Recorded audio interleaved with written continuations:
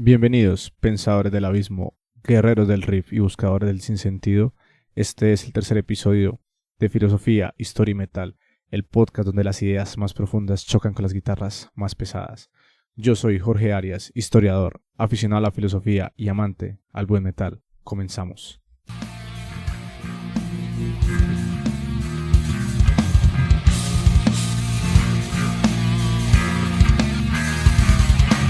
En el capítulo anterior hablamos sobre la Edad Media, algunos hechos y mitos que enmarcaron esta época de la historia y cómo estos también influenciaron posteriormente en nuestros días a muchas bandas de metal. Para el capítulo de hoy, el tema central girará alrededor de metal, muerte y filosofía. El metal no teme a la muerte, más bien la explora, la desafía y a veces hasta la celebra. ¿Por qué este género tiene una obsesión tan poderosa con la mortalidad, con la muerte? Para entender un poco más lo que es la muerte y más precisamente la muerte en nuestro contexto occidental, tomaré como base un libro de un colega francés llamado Philippe Arié que se llama Muerte en Occidente. Listo. ¿Qué es lo que habla Arié sobre la muerte en Occidente? Él tiene, por así decirlo, tres premisas importantes. ¿Por qué? Porque la muerte era vista de tres formas diferentes, o se abordaba desde tres puntos de vista diferentes. Está la muerte domesticada, está la muerte propia y la muerte del otro. Entonces, voy a explicar primero cada una y de esta forma podemos ver cuál es la diferencia entre cada una de estas, que también la diferencia la vamos a encontrar es en la temporalidad, porque cada una de estas tres muertes hace parte de una temporalidad diferente. Empezando por la muerte domesticada, podemos decir lo siguiente. Esta empezó aproximadamente entre los siglos 5 y 11 de la Edad Media, que esa época es denominada la Alta Edad Media. En aquel entonces se era muy consciente de morir, así que se hacían preparativos ante la inminente fatalidad o la muerte. Estas preparaciones se gestaban desde el momento en que una persona presentaba alguna señal de enfermedad severa, cosa que no era poco común en esta época, ya que la media de vida era aproximadamente de 35, 40 años. Muy poca gente llegaba a una edad muy adulta, debido pues a las grandes enfermedades que habían, no solamente la peste negra, también hablamos de la gran insalubridad que yacía en esa época, porque lo que eran los orines y los excrementos, la gente no tenía baños. Entonces, como no tenían baños, ¿qué hacían con todos esos desechos? Los tiran a la calle. Era algo muy chistoso porque abrían las ventanas y gritaban, ¡afuera va! Era algo así. Entonces, ese grito lo hacían, era justamente para que las personas que iban pasando no cruzaran, porque les podía caer excremento, orines y demás desechos humanos encima de las personas. También existían ya unas disposiciones corporales, post-mortem, o sea, colocaban los cadáveres de unas maneras específicas que incluso algunas de esas prácticas siguen presentes en nuestra actualidad. Por lo menos, las cabezas se ubicaban mirando hacia arriba. Querían que los cadáveres o los ojos de las personas muertas miraran el cielo. Habían otros casos en los cuales se buscaba cruzar sus brazos y que hiciera una forma de cruz. Y en vez de que su rostro mirara hacia el cielo, buscaban de que el rostro girara y mirara hacia el oriente, justamente para ver hacia dónde, hacia Jerusalén. También existían los judíos que preferían quedar con sus cuerpos posicionados hacia la pared. Como ceremonia final, buscaban arrepentimiento por lo que hicieron mal o por lo que no hicieron en vida. Se pedía perdón a sus seres queridos, a sus amigos, a sus familiares, y este acto era visto como pedir disculpas frente a Dios. Posteriormente recitaban una plegaria final, aludiendo a un perdón por parte de Dios, para que su alma pudiera ir al cielo. Por último, esperaban la muerte, que ya estaba pronto al llegar. Esta muerte era pública, no era privada. Eran no solo espectadores, sino que tanto la familia como amigos eran actores importantes dentro de esta muerte domesticada. Esta muerte también era desarrollada justamente por las personas que estaban a punto de fallecer. Por ende, no era vista como un tabú, sino que era una práctica bastante natural. Y tampoco se tenía una idea trágica o fatídica alrededor de la muerte, y más aún en un mundo como lo era la Edad Media, en donde lo que más predominaba no era incluso tu vida en este plano terrenal, sino la vida en más allá. La muerte propia hace parte ya de los siglos XI al XIII, en lo que se denomina la Baja Edad Media. Digamos que aquí lo que ya imperaba con gran significado era el juicio final. Ya las personas tenían un temor mucho más grande sobre no poder entrar al cielo. Anteriormente estaba dentro de su estipulación el segundo advenimiento, que incluso sigue siendo algo muy importante en las religiones católicas, apostólicas y romanas, que es la segunda llegada de Jesucristo. Pero si ya hablamos del siglo XII, eso empezó, digamos, a tener una influencia mucho más grande dentro de las costumbres religiosas. Y ya se empezó a hablar de lo siguiente. Antes no había quien juzgara a los muertos, digamos, de una manera mucho más grande, sino que simplemente todas las personas que eran católicas o eran gente de Dios morían hasta que llegara Cristo y los reviviera a todos y se fueran directamente para el cielo o a Jerusalén. Pero se creó un tribunal y ese tribunal está representado por 3 personas. Era Cristo, la Virgen María y San Juan. Entonces ellos pesaban las almas de las personas muertas y dependiendo del peso de sus acciones eran merecedores del cielo o no, que es algo muy similar a lo que ocurría con los egipcios y Osiris, que arrancaba el corazón de los muertos y lo colocaba en una balanza para saber si era o no merecedor de una vida eterna. También hay que mencionar que este juicio final que se le hacía a las almas no ocurría en el momento en que morían. Se tenía que esperar hasta que fuera el Armagedón, el último día del mundo, de la humanidad, en la segunda llegada de Cristo, para que estas almas pudieran ser juzgadas, recogidas y ser llevadas hacia el cielo. En aquella época también existían cuadros representativos sobre la muerte del momento en que llegaba. Se hablaba de que en un costado aparecía Jesucristo, los ángeles, y en otro costado aparecía Satanás y los demonios, generando, digamos, una lucha de conflictos o ideales justamente al morir, que incluso antes de fallecer podía ser tentado, y así poder perder o no tu lugar en el cielo. Por último tenemos la muerte del otro. En este caso ya hay un cambio bastante importante. Este sí se dio a partir del siglo XVIII, que digamos viene siendo la última etapa y es la muerte más cercana a nuestra edad contemporánea. Aquí ya hay unos cambios bastante importantes. Entre ellos encontramos de que ya la muerte está dramatizada. Ya existe un drama mucho más grande y arraigado alrededor de lo que es la pérdida de una persona. Ya esa muerte, esa persona no la planea, no la vive, no la siente. En este caso, los que viven y sienten la pérdida son los familiares, sus seres queridos, sus allegados. Ahora incluso la muerte tiene un tipo de vestimenta, un tipo de color, que es el negro.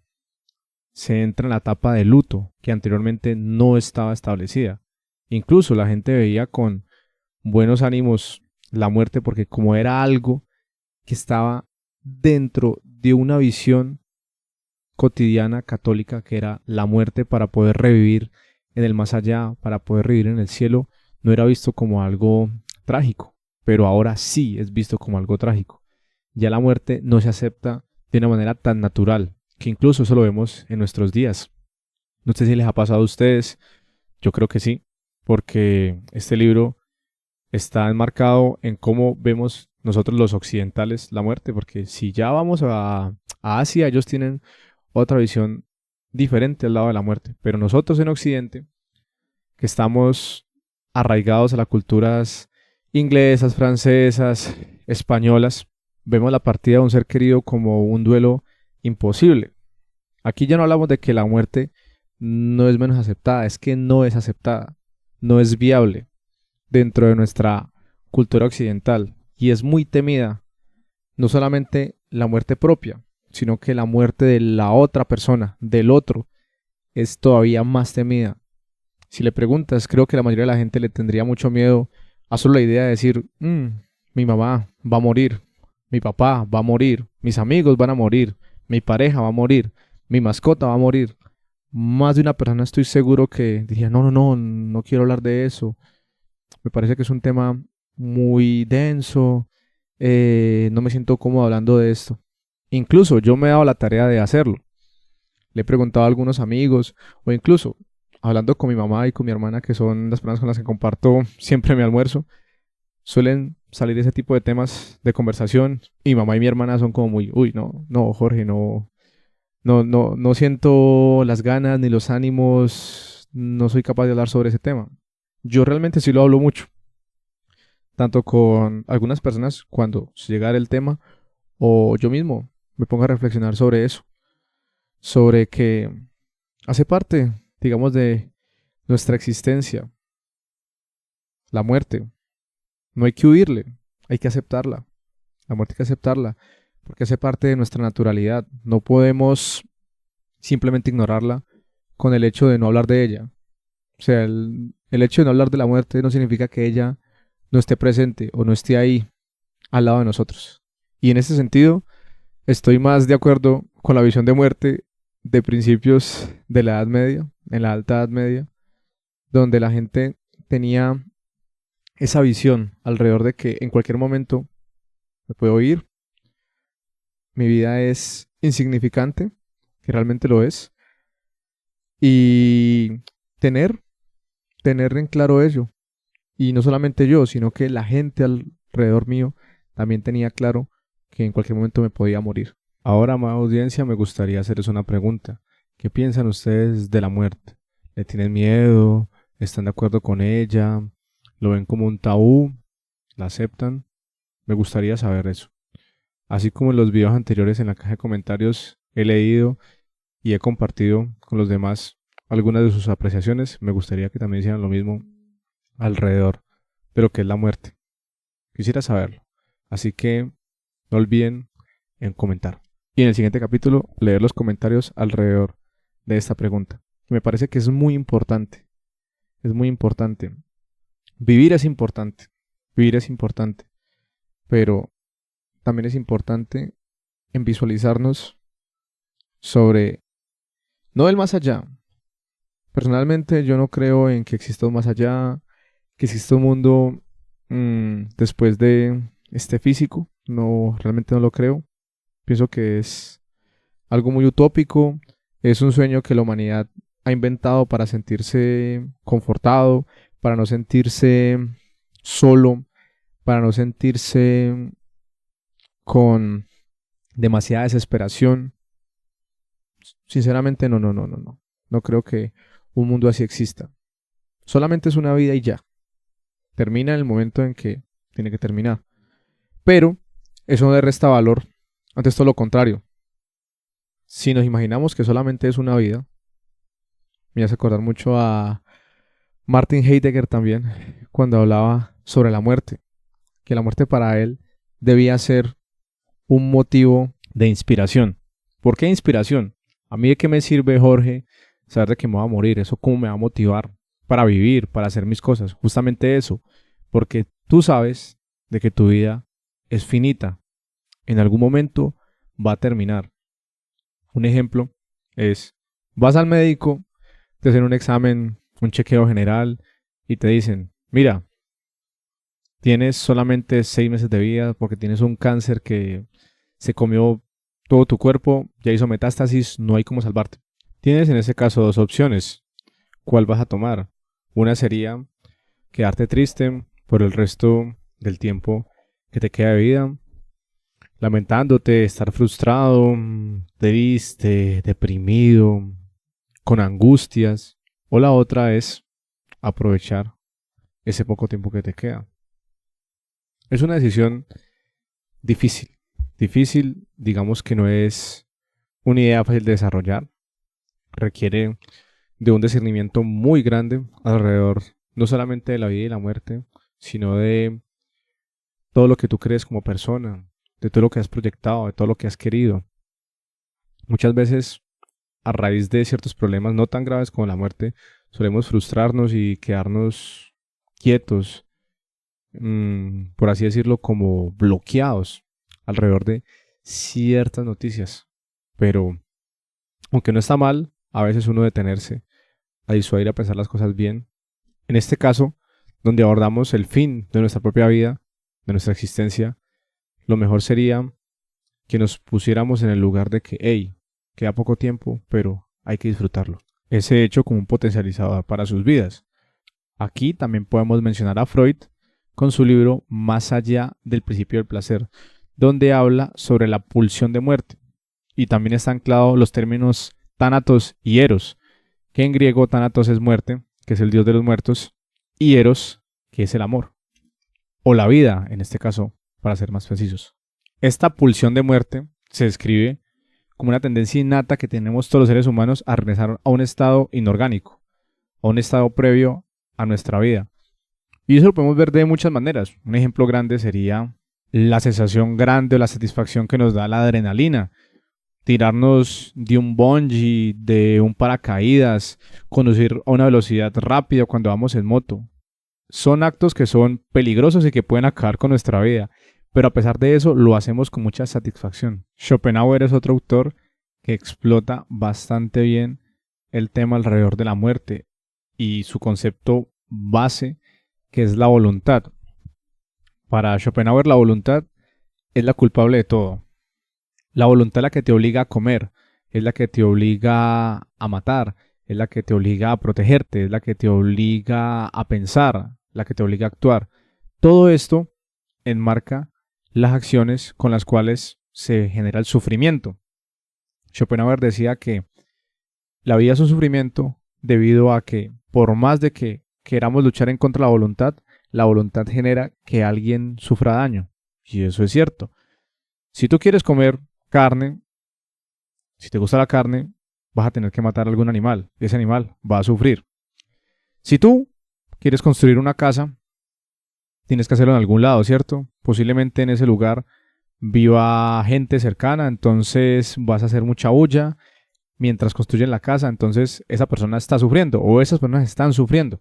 Si de casualidad te enamoras de alguien y esa persona te ama a ti y llegan a estar juntos, una persona que también ame a esa otra persona, que no pueda estar con ella, va a sufrir. ¿Por qué? Porque tu voluntad estuvo por encima de la de esa persona. En su libro El mundo como voluntad de representación, Schopenhauer dice lo siguiente: esa lucha universal se hace visible con la máxima claridad en el mundo animal, que se alimenta del vegetal y en el que, a su vez, cada animal se convierte en presa y alimento de otro, es decir, la materia en la que se presenta. Su idea ha de retirarse para que se presente otra, ya que cada animal no puede conservar su existencia más que la constante supresión de la ajena, de modo que la voluntad de vivir se consume a sí misma y a su propio alimento en diversas formas, hasta que al final el género humano, al imponerse sobre todos los demás, considera la naturaleza como un producto de su propio uso, si bien ese género revela a sí mismo con la más atroz claridad aquella lucha, aquella autoexcepción de la voluntad, y se produce el homo homini lupus. Ese último término traduce el hombre es un lobo para el hombre, siendo referencia de que el hombre prácticamente es su peor enemigo. Además, Schopenhauer establece de que la muerte es algo necesario dentro de este ciclo de la voluntad, de la causalidad, ya que una muerte puede significar la vida de otra persona. En el caso del ejemplo que les di ahorita con los animales. Tú cazas un animal, te alimentas de él, creces, te desarrollas y posteriormente te reproduces. Y así es un ciclo constante que no solamente ocurre con el ser humano, ¿no? También los animales hacen lo mismo. Cazan, se reproducen, crecen, mueren, etcétera, etcétera, etcétera. Aquí es donde muchos pensamos por qué la muerte es así o por qué la vida en sí es tan arbitraria, tan caótica, tan impredecible. Yo creo que a más de uno se le ha muerto un familiar de manera inesperada o a otros de una manera esperada, lo cual no hace más fácil el tránsito, ¿no? Sigue siendo difícil despedirse de un ser querido, y más aún con el tipo de cultura en el cual establecemos la muerte, que es un rezago de lo que vimos en el libro de Philippe Arié, donde la cultura occidental realmente ha involucionado en la cuestión de aceptar la muerte. Anteriormente lo aceptamos mucho más fácil, ahora no, ahora es un proceso mucho más difícil, mucho más complicado. Es casi un tabú. Estoy seguro que más de uno tiene una dificultad grande para hablar sobre este tipo de temas. No solamente de la muerte natural, incluso nuestra sociedad actual está marcada con muchas enfermedades psicológicas, mentales. Unas de ellas puede ser la depresión, la ansiedad, el estrés. Y esto genera que muchas personas tomen la decisión de terminar con su propia vida. Pasa mucho. Incluso con los años se ha dado cuenta, a través de las estadísticas, que cada vez crece más este índice. Y no sé si han tenido la posibilidad de hablar con amigos con respecto a ese tema. Yo con algunos los he hablado muy abiertamente, lejos del tabú que esto puede generar. Es más bien, siento que es una manera de generar una catarsis o de escuchar a esa otra persona que ha tenido esas ideas. Porque muchas veces hay gente que nunca lo ha hecho, pero sí lo ha pensado. O otras personas sí lo han hecho y lo han pensado. Y justamente no se busca, en este caso, ser un salvador o querer ser la persona que diga, no, no pienses en eso, mira que la vida, ta, ta, ta, ta. Yo soy una persona que soy vitalista porque soy camusiano y Camus estaba en contra de ello. Pero yo puedo entender, puedo comprender, puedo escuchar, puedo analizar el por qué existen personas que tomen esa decisión o que piensen en tomar esa decisión sin necesidad de juzgarnos. Que siento que es el problema más grande que hay alrededor de hablar de este tipo de temas. Sentirse juzgado, sentirse mal por tener una postura alrededor de este tema. Y me pasa con hablando de la muerte, general, ve, ¿y vos qué pensás el día de mañana que se muera tu mamá? Y generalmente dices, no, Jorge, no, eso yo nunca lo he pensado, nunca lo he analizado. Yo sí lo he hecho y lo hago mucho, realmente, lo hago mucho, mucho, mucho. Mi amada madre, que la amo con todo mi ser, con todo mi corazón, yo sé que algún día me va a faltar, eso es así. Y yo no puedo hacerme loco, no puedo evitarlo, no puedo disimularlo, no puedo negarlo. Doña Mercedes algún día va a faltar. Pero ¿qué voy a hacer yo con eso? Me voy a aburrir, me voy a agobiar porque sé que mi mamá se va a morir el día de mañana, de pronto no va a ser mañana, pero de pronto en un par de años. Realmente eso no importa. No importa porque ya sé qué va a pasar. Entonces debo aprovechar el tiempo que más pueda junto a ella, hacer que valga la pena.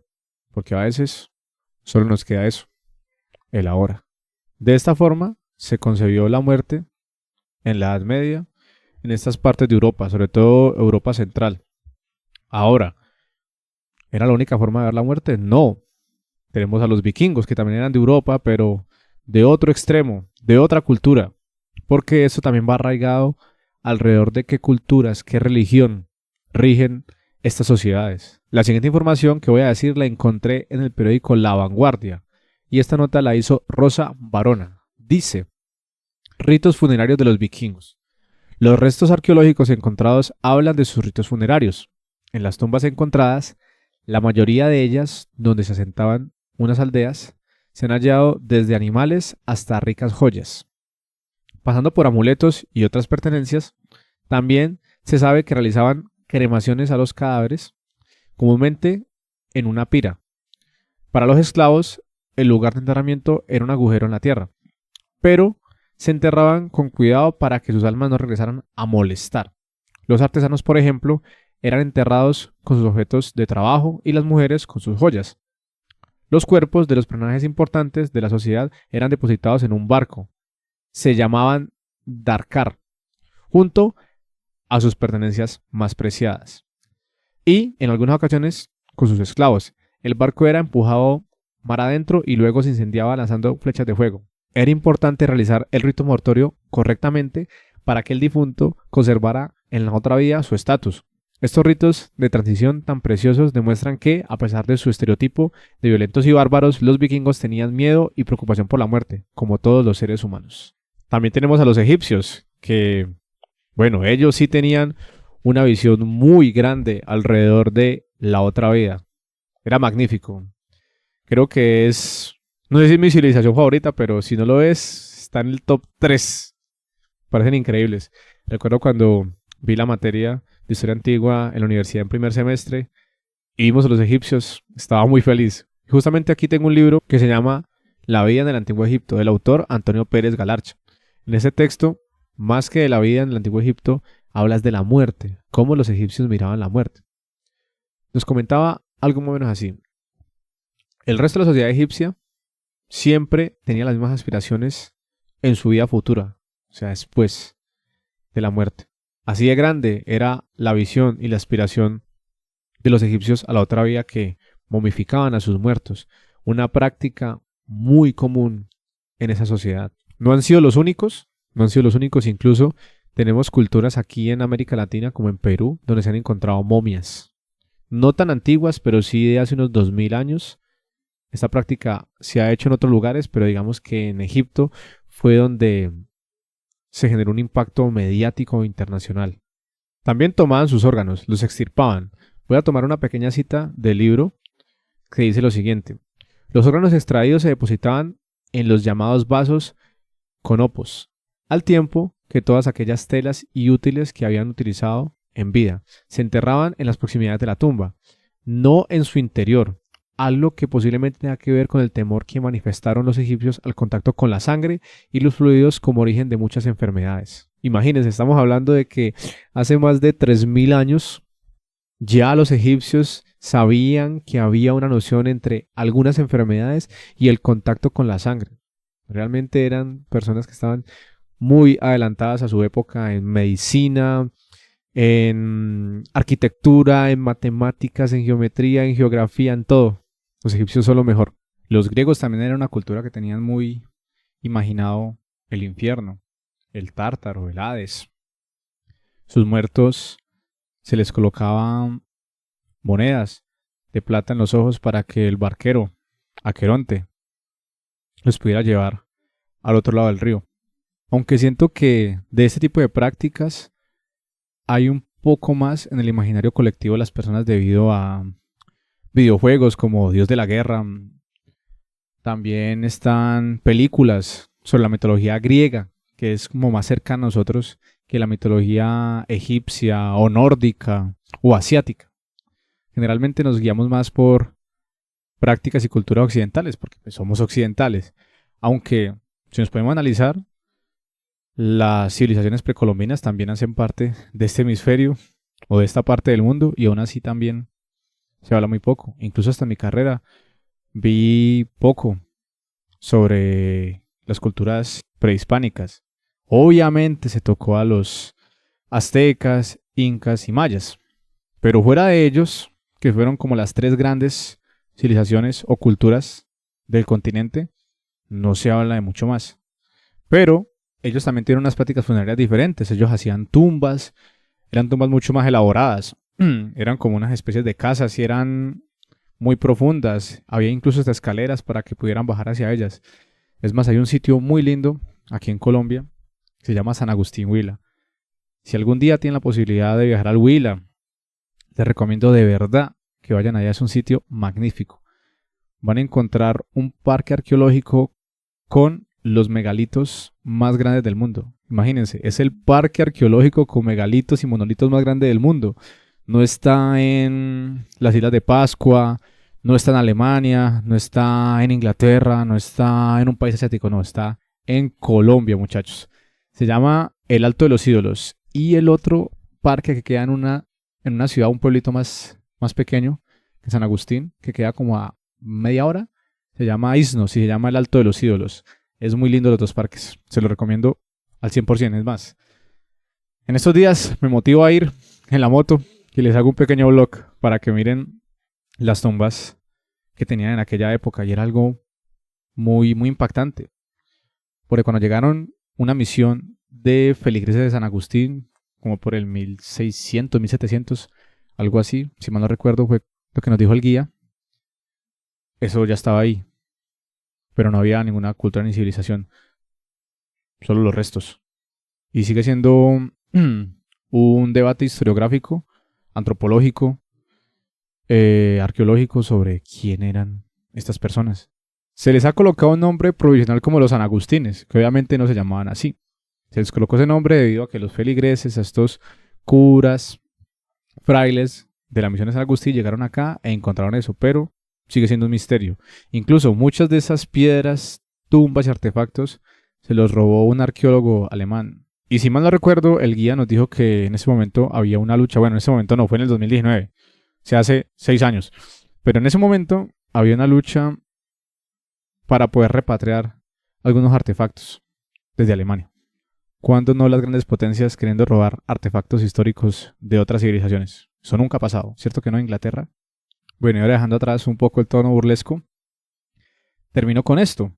Aquí hablamos un poquito sobre los diferentes tipos de visión de muerte que han existido en todas las edades de la historia. Bueno, no en todas, pero sí en una gran parte. Esto es un proceso de larga duración, incluso. Esto es un término que acuñó por primera vez un historiador llamado Fernand Braudel. Él decía que la historia puede ser partida en tres partes.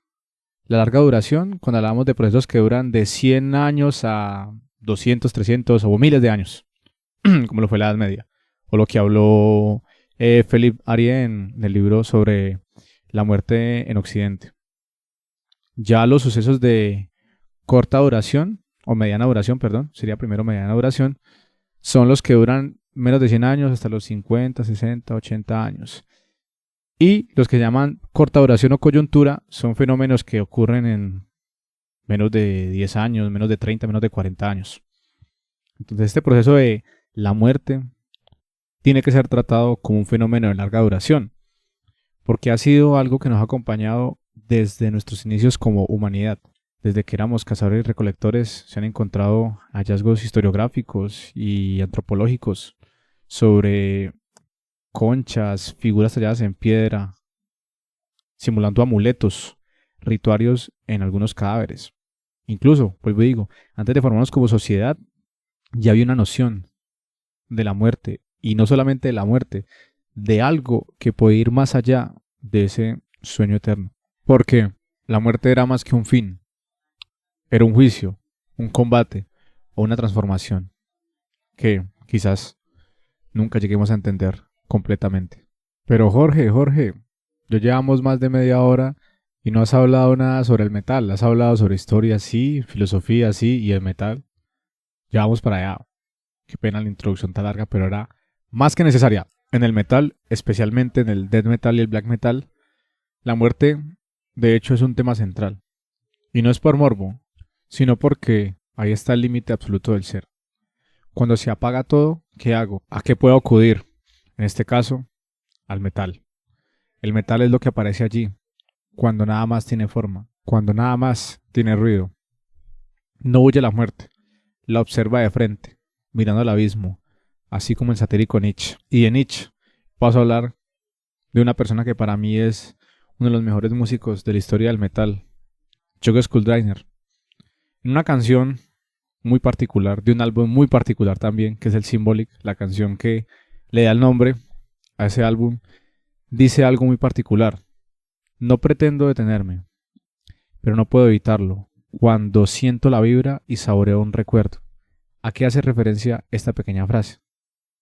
Esta reflexión sobre la memoria y la pérdida, el paso del tiempo, para Skuldreiner era lo siguiente: la muerte no es solamente biológica, va mucho más allá, es simbólica, es cada cambio irreversible. Porque si nos podemos analizar, fuera de que la muerte, si la tomamos como una noción de la pérdida total de la vida, donde no se vuelve, hasta donde no sabemos no se vuelve, pero cada uno de nosotros tiene pequeñas muertes alrededor de su vida, alrededor de su pasado. Hay etapas que significan una muerte simbólica, más no física.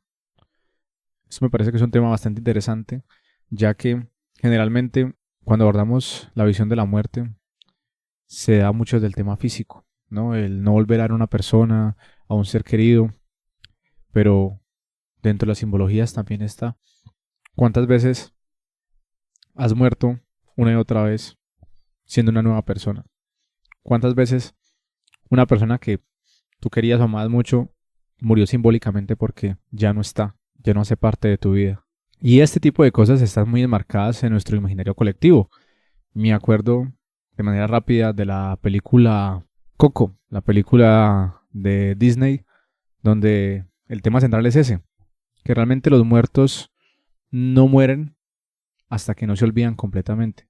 Si alguien sigue recordando completamente las memorias, las vivencias, las anécdotas de una persona, ella nunca morirá, siempre estará presente. Behemoth, en su canción O Father, O Satan, O Son, también dice una frase muy importante para entender esta parte de la muerte. Mi corazón, un trono para el Señor Oscuro. Aquí hace referencia a una invocación, a un rito, a ese poder maligno. Conecta con la visión pagana, que es muy influenciada en la banda. No teme al inframundo, más bien lo domina. Algo muy parecido también pasa con la banda Dissection, de su canción Mahakali, que en este caso el vocalista se encuentra recitando una poesía ante la diosa donde le pide que lo domine, que tome su alma, su cuerpo, se apodere completamente de él.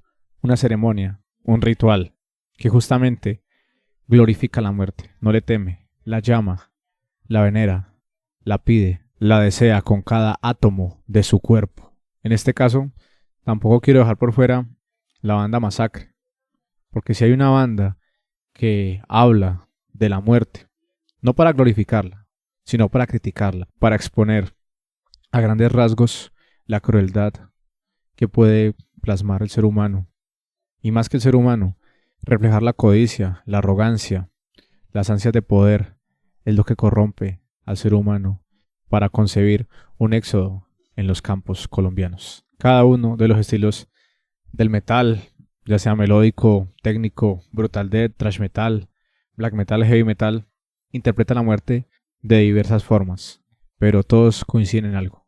Morir no es apagarse, es simplemente cruzar un umbral. Para la filosofía, la muerte ha sido la pregunta esencial. Sócrates decía que la filosofía era un ensayo para la muerte. Martin Heidegger hablaba del ser para la muerte, como les explicaba al principio del podcast. Entender la muerte no como un castigo, no como un temor, tenerla como un aliado, para que a partir de ella podamos finiquitar todos nuestros sueños, todos nuestros anhelos. No verla como una enemiga, verla como una amiga, abrazarla, contemplarla, como si fuera nuestro más íntimo amante, como si fuera nuestro más fraternal amigo, como si fuera a su misma vez la cálida caricia del ser más amado. Camus, quizás el más radical en ese aspecto, decía que el verdadero acto filosófico es preguntarse cada día si vale la pena seguir viviendo o no, aún sabiendo y conociendo que esta existencia no tiene ningún sentido, pero a pesar de todo vale la pena vivirlo. Siendo esto así, la muerte desde el pensamiento no se vence, se piensa, se enfrenta y se asimila.